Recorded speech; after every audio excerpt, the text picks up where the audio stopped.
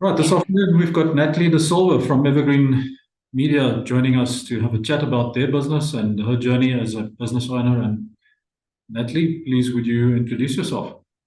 Thank you very much. My name is Natalie da Silva. I'm the Managing Director of Evergreen Media.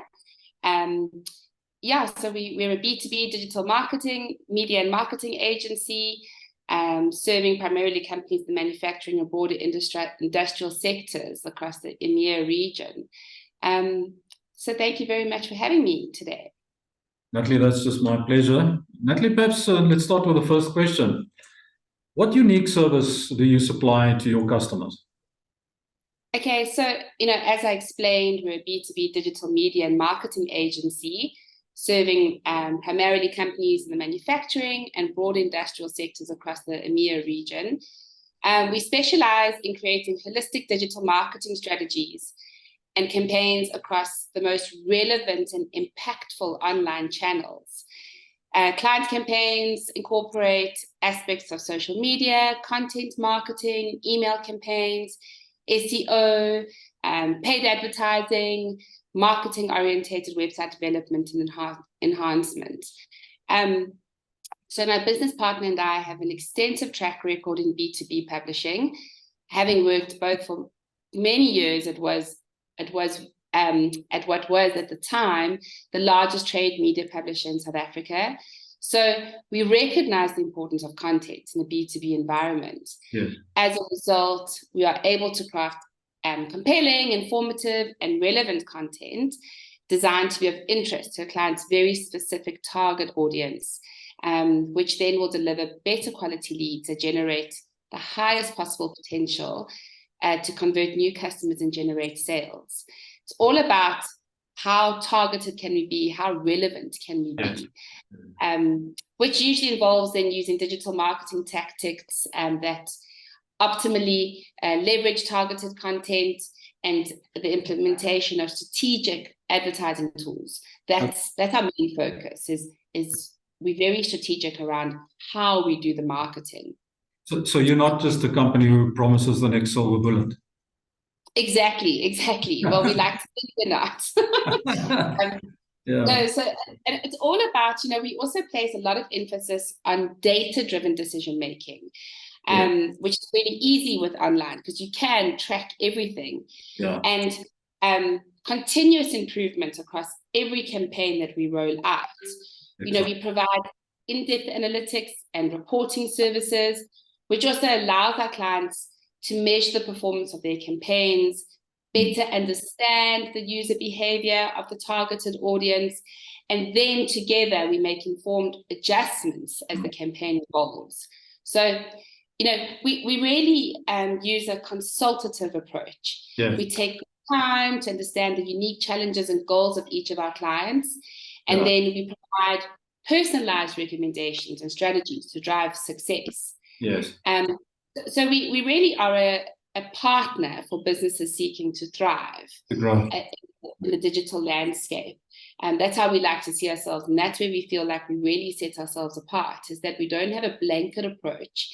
Every client has a different approach, to satisfy their needs for their problems that they're currently facing. Okay. Excellent. So obviously with all of that said, that's how you keep on growing and building your business. Yes, that's correct. Yeah. Sorry? How long have you been going now? So we've been going in January, it'll be 4 years. Awesome. Yeah, so relatively new, but we're reaching that part of the business where we're growing quite nicely. Yes. So what has been your biggest learning then as an employer since you began 4 years ago? Well, like I said, we started the business in January 2020. We were operating for less than 3 months before hard lockdown in March. Yeah. So really our main lessons included adaptability. I mean, that's key. The ability to adapt to unforeseen circumstances, such as lockdown, is really crucial. And I think it was a hard lesson for everyone. Yes. And being flexible and open to change really allows a business to weather the unexpected challenges. Yeah. Continuous learning, we stay updated with industry trends and technologies. When you're dealing with digital landscape, there's always something new happening, always something changing, so we have to be on top of those trends. Effective communication. We really are clear and transparent with our communication, both internally with our teams as well as with the clients. And we really feel like this fosters a positive work environment and builds strong trust-based relationships. What also was where we were quite lucky was that we entered the market with a really strong background in the industry and relationships that were really built on the foundation of trust. So taking that at Evergreen Media, success is not just a goal, it's really in our DNA and comes as a result of our unwavering dedication to client satisfaction and delivering campaigns that have a positive and measurable impact on their bottom line. So I think really it's been crisis management, adaptability, and of course, business ownership comes with its many ups and downs. No, absolutely. And cultivating resilience allows you to bounce back quicker from setbacks, learn from failures, and really persevere during tough times. Yeah. It brings us to that next question. How do you balance your personal life with the demands of running a business? It's so easy to become consumed by work, especially when you can work from anywhere, be it at home, at the office, at a coffee shop. But really, you have to recognize the importance of maintaining that healthy work-life balance, because it also contributes to sustained productivity and personal well-being. In the beginning, it was really tough, as naturally we were pursuing as many clients as possible, and we felt the need to meet every demand, no matter how unrealistic. But we soon realized the need to establish that clearer expectation with clients from the outset in order to create a mutual understanding of deliverables and realistic timelines. And both of us had that understanding where we know what to expect from each other. So it's come with time and a realization that you don't have to work all hours of the night. You just have to work smarter, not harder. But sometimes you do need to work. Yes, I know you do. And it often comes with being a bit flexible. You can then attend certain, having children, you can attend certain school things that are on at school for the kids. But then sometimes when you say goodnight to them at 8:30 at night, you're back in front of your laptop and you're working till 10, 11 o'clock. But I think, it's just getting your priorities straight, and sticking to your deadlines, and being strict with yourself, saying, right, from 8 o'clock to 12 o'clock, I need to do X, Y, Z, and you actually get it done. That I think is the hardest thing to really stick to. And you learn, like as it goes along, you realize, okay, I can do this. But of course, there are always those times of the month where it's late hours, and it's just unavoidable. Great stuff. Thank you for that answer. When recruiting for new people and new team members, what qualities are key for you? What are you looking for? So we don't only look for people who possess the necessary skills, but also have qualities that are positive and will add to a productive work environment. Some key qualities that we really like to look for are adaptability, collaboration, communication skills. That's a huge thing for us, because if we don't communicate correctly between clients and the ops team, we can lose a lot of clients. Initiative and self-motivation, problem-solving abilities, and of course a cultural fit. So that for us is a very big thing. We need someone who's going to just because we're quite a small company, we don't have time to sit and, handhold a lot of people. We need them to come in and take the reins and just start running with it. And also, we also look at, especially we clearly communicate expectations and objectives. We ensure that each team member understands their role and responsibilities and how they add value.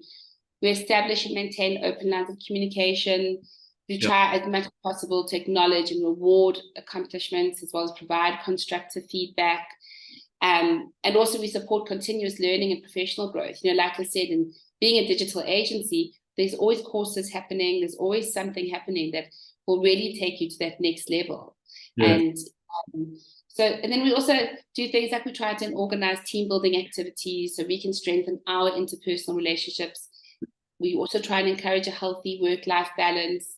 We don't want our team sitting working all hours of the night, on the weekends. But yeah, so that for us is very important. Thanks for that answer. If you look at people and their perceptions, or what misconceptions do they have about running a business and being an entrepreneur?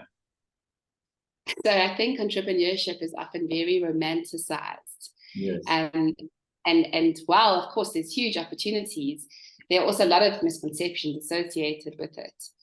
The reality is that obviously entrepreneurship involves hard work, uncertainty, and can be, there are a lot of significant challenges. It's not always as glamorous as portrayed.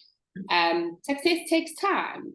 And I feel like, in my opinion, overnight success stories often overlook the years of hard work that were, put behind it, failures and learning that precede them. Entrepreneurs often work long hours, especially in the early stages of building a business, and we don't have the free time that everyone thinks they do.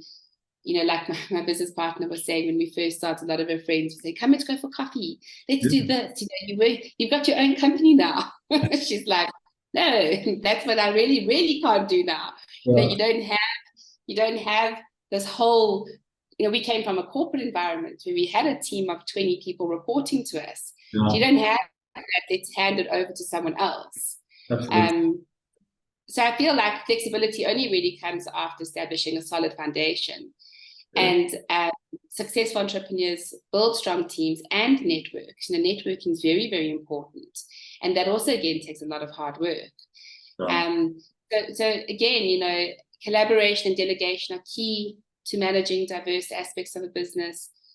And entrepreneurship does not guarantee independence. As entrepreneurs, often we still need to answer to investors, our customers, and business partners. We have other people that we still need to answer to. It's not just our livelihood at the end of the day. Yeah, and as an entrepreneur, you've got the team of people and they have dependents. So very quickly, you look after 100 people before you know it. Yeah, exactly. So as a bit of a startup entrepreneur still, but thinking about your journey the last 4 years as a new business owner, what would you recommend to other business owners from a financial management perspective? Don't do it all yourself. It's very daunting. And I consider myself as someone who's very good with numbers when it comes to tax and VAT management. Really get someone in with a sound financial background to help you through it all, especially with the day-to-day financial and tax management. But also, again, don't absolve your responsibility. Maintain a keen eye on your company's financial matters, as this will always remain crucial. Effective budgeting, managing your cash flow, making informed financial decisions really contribute to the long-term sustainability of the business. Make sure you have an effective and accurate process for generating things like monthly management accounts that really offer a dashboard to all the most important aspects of your business's performance and financial health. So you can act accordingly and without any unnecessary delays in responding to any kind of red flags or key metrics, to improve your bottom line. You always need to prepare. And again, that comes with, I think, the whole crisis management. Always make sure you are seeing what's happening for the future of your business and start preparing earlier rather than later. Yes. Awesome. Thank you for that answer. Where do you see yourself and your business in 5 years? So we're looking to expand the business into Europe. Our strategic focus involves initially extending our services to clients aiming to target the EMEA region. Slowly but surely, we have been getting a couple of those clients, mainly through the South African offices. But yeah, as we venture into this new chapter, our commitment remains steadfast to be a company that not only understands the intricacies of the target market, but also possesses the expertise to guide and assist clients in more effectively and efficiently reaching that target audience. So we really hope that this expansion will mark a significant milestone in our journey, and we're very enthusiastic and about the opportunities and collaborations that potentially lie ahead within these different regions. Yeah. I think you made a comment about hope. I think as I know you and what I've learned, you're going to make a plan. You're going to set a budget. You're going to get out there and do it. So success. Thank you. Yeah, that's the plan. That's the plan. Yeah, second last question. What is the one question that I should have asked but didn't? And what's the answer? You know what? I was thinking about that, and I just was thinking, what should you have asked that you haven't? And I really can't think of anything, Bert. Is there something that you have up your sleeve somewhere? No, not at all. Some people say when I ask them that question, you should have asked me why, or you should have done this or that, or, really doesn't matter. Yeah, I think it's, a lot of people do ask us, why did we start this kind of company? Why didn't we just join up with a digital marketing agency?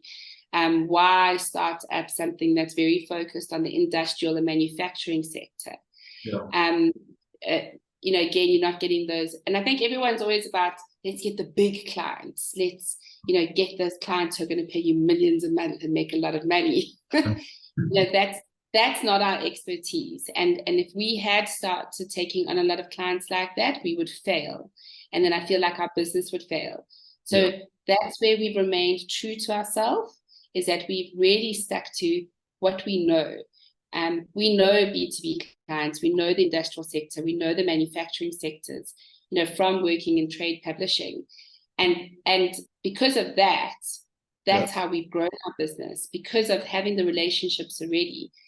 Relationships are key. They really are something that you can never not have. So for us, that was just the next logical step, really. Right. Natalie, last question from my side. If you had a magic wand and you can sprinkle some magic dust on your company, which area of the company would you sprinkle that on, and why? Sure. I would do across the sales and the ops. It has been quite challenging to find really good salespeople, and it's then obviously, because we're so involved with all of our clients. So every single client that we have, we meet up with them monthly. So as we grow, that's getting quite, we have meetings every single day talking about reports. We're doing reporting systems, and we need someone to take over that sales side, but it has been quite a challenge. So if we could have magical dust, I would create the most amazing salesperson and get them to run with a lot of things. Great stuff. Natalie, thank you so much for your time. Really appreciate it. Wish you well in your business. Thanks very much, Bert. It was lovely meeting you, and thank you for having me. Thank you so much.